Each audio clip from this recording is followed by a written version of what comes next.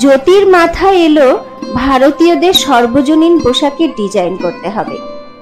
অনেক ভাবনা চিন্তার পর একদিন তিনি পায়জামার উপর একখণ্ড কাপড় দিয়ে মালকোচা করে পরলেন। মাথায় লাগালেন পাগড়ি ও টুপির মাঝামাঝি একটা বস্তু। প্রখর দিনের আলোয় সেই অদ্ভুত পোশাক পরে দেশোদ্ধারে চললেন জ্যোতি ঠাকুর। এই বিচিত্র দৃশ্য দেখতে রাস্তায় লোক জমে গেল। মুগ্ধ ভাই রবি সেদিকে তাকিয়ে নতুন বৌঠানকে বললেন, ধন্য তোমার স্বামী, দেশের জন্য অকাতরে প্রাণ দিতে পারে এমন বীর পুরুষ অনেক থাকতে পারে, কিন্তু দেশের মঙ্গলের জন্য সর্বজনীন পোশাক পরে গাড়ি করে কলকাতার রাস্তা দিয়ে যেতে পারার মতো লোক নিশ্চয় বিরল। কাদম্বরীও মুগ্ধ। সত্যি রবি ঠাকুরপো, এমন দুঃসাহসী স্বামীর জন্য আমার গর্ব হয়। তাই তো আর কাউকে আমার মনে ধরেই না। আর কাউকে মনে ধরার দরকার কি ঠাকুরন? রবি তাকান কাদম্বরীর দিকে। তুমি তো সকলের মাথা ঘুরিয়ে দাও। পরের দিন অবশ্য জ্যোতি সবার মাথা ঘুরিয়ে দিলেন আরেকটি নতুন উদ্ভাবনে। সেদিন সকালেই তেতলার ঘরে জড়ো হয়েছেন অক্ষয় আর রবি।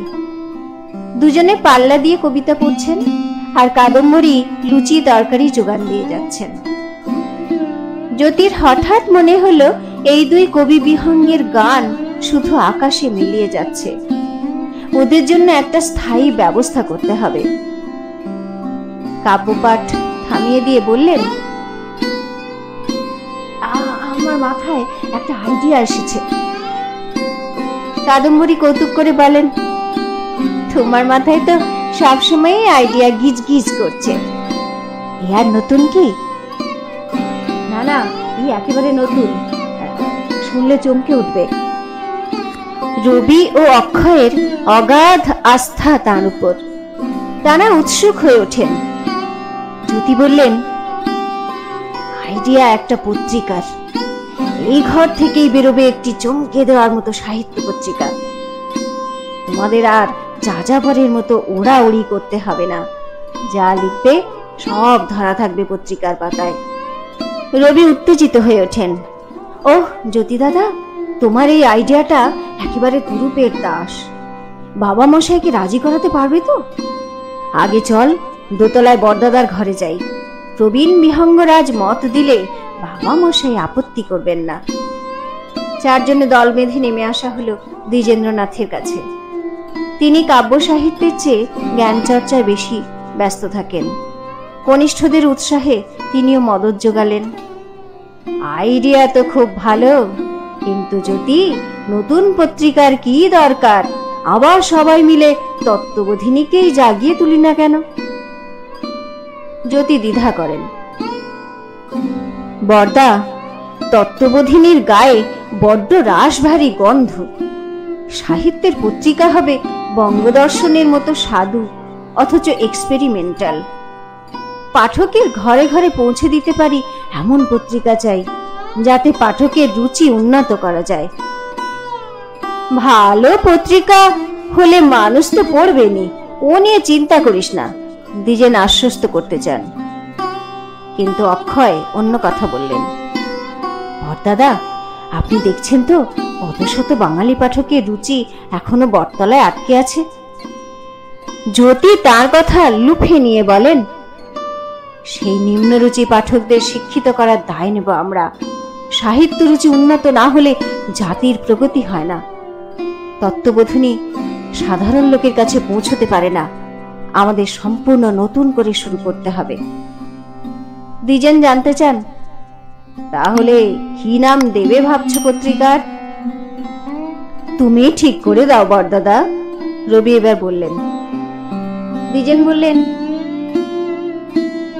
সুপ্রভাত কেমন নাম? সবাই একটু চুপ। জ্যোতির ঠিক পছন্দ হয় না। অবশেষে তিনি বলেন, এই নামটার মধ্যে একটু ঔদ্ধত্য আছে। মনে হবে আমরা দাবি করছি যে এতদিনে বাংলা সাহিত্যে সুপ্রভাত আনলাম আমরাই। একটু ভেবে দ্বিজেন আর একটা নাম বললেন। তাহলে ভারতী কেমন হবে? জ্যোতির পছন্দ হলো নামটা। বেশ একটা স্বদেশী গন্ধ আছে। আবার ভারতীর একটা অর্থ বাণী, আর এক অর্থ বিদ্যা। দ্বিজেন আবার বলেন, যে অর্থে ব্রিটেনের অধিষ্ঠাত্রী ব্রিটানিয়া, আথেন্সের অ্যাথেনিয়া, সেই অর্থেই ভারত সরস্বতীর নাম ভারতী ধরা যায়। সবার সম্মতিতে ভারতী নামটাই রইল। প্রথম সংখ্যা 500 কপি ছাপার সঙ্গে সঙ্গে শেষ হয়ে গেল। আর ভারতীকে কেন্দ্র করে ঠাকুর বাড়িতে শুরু হয়ে গেল সাহিত্যের মহা সম্মেলন। প্রতি রোববারে রবি আর জ্যোতি ভারতীর ফাইল নিয়ে চলে আসেন অক্ষয়চন্দ্রের বাড়িতে। সেখানে অক্ষয়ের স্ত্রী শরৎ কুমারী লাহোর থেকে সদ্য এসেছেন। তিনিও মহা উৎসাহে জড়িয়ে পড়লেন। কোনো দিন আবার সবাই মিলে যাওয়া হতো বিহারীলালের বাড়িতে।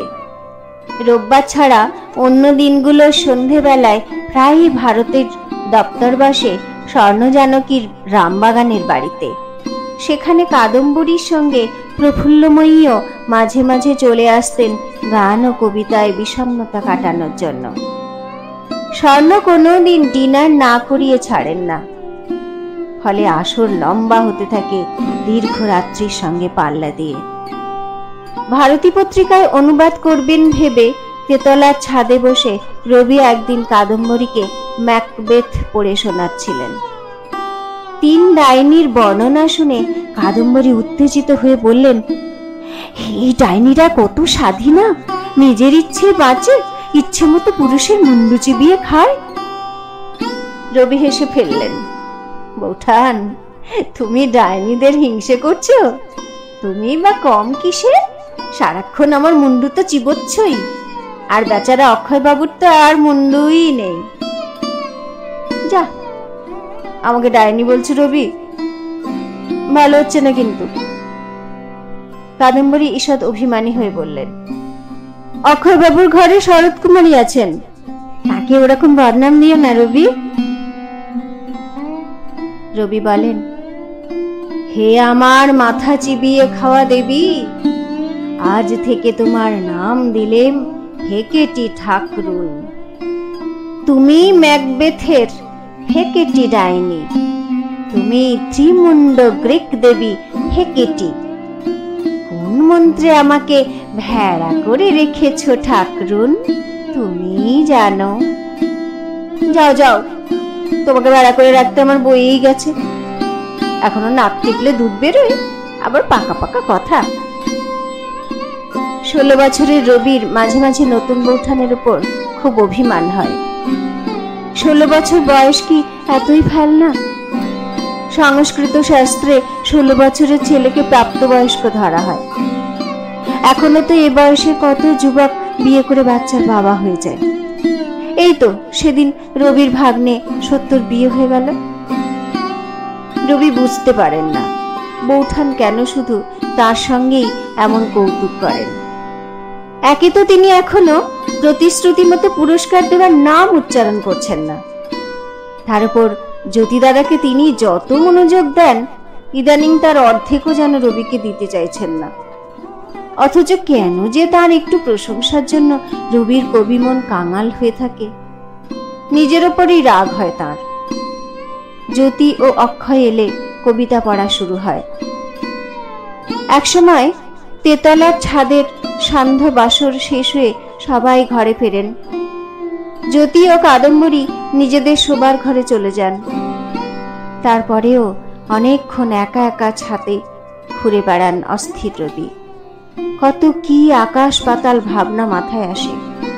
চাঁদনি রাতে ছাদের উপর সারি সারি পাম গাছের ছায়া যেন মায়াবী আঁকিবুকি। রাত 1টা বাজে, 2টো। সামনের বড় রাস্তায় ধ্বনি ওঠে, বলো হরি, হরি বল। সেদিন এমন গভীর রাতে ছাদে পায়চারি করতে করতে জ্যোতিদের ঘরের জানলায় চোখ পড়তে চন্দ্রাহত হয়ে তাকিয়ে থাকলেন রবি। জানলার পর্দা উড়ে গেছে হাওয়ায়, আর জ্যোৎস্না গিয়ে পড়েছে ঘরের নিভৃত একটি দৃশ্যে। চাঁদের আলোয় শঙ্খ লাগা দুটি নারী ও পুরুষের অপরূপ দৃশ্য। রবির মাথা ঝিমঝিম করে। সেই এক ঝলক দেখা দৃশ্যই কৈশোরের ঘোর লাগা সরলতার গণ্ডি পেরিয়ে হঠাৎ যেন প্রাপ্তবয়স্ক করে দিল তাকে। নিষিদ্ধ আপেল দেখে ফেলা রবির মাথায় নৃত্য করতে থাকে এক জ্যোৎস্নাময়ী। সারা রাত ঘুমোতে পারেন না তিনি। শেষ রাতে ধুম জ্বর আসে।